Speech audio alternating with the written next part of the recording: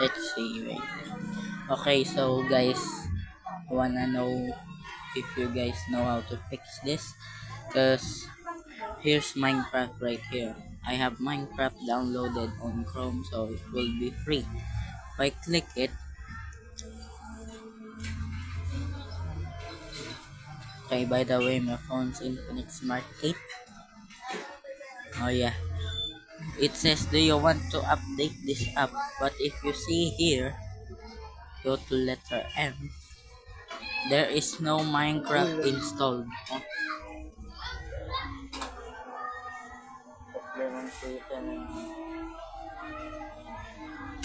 welcome.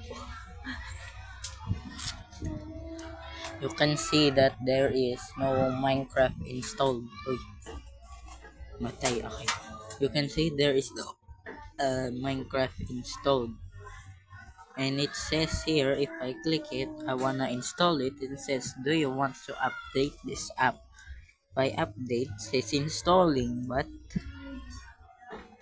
after it says,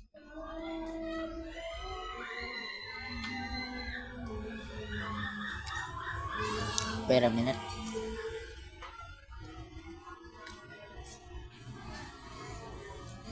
Yeah, it says here, app not installed as package conflicts with an existing package. So please help me. Thank you.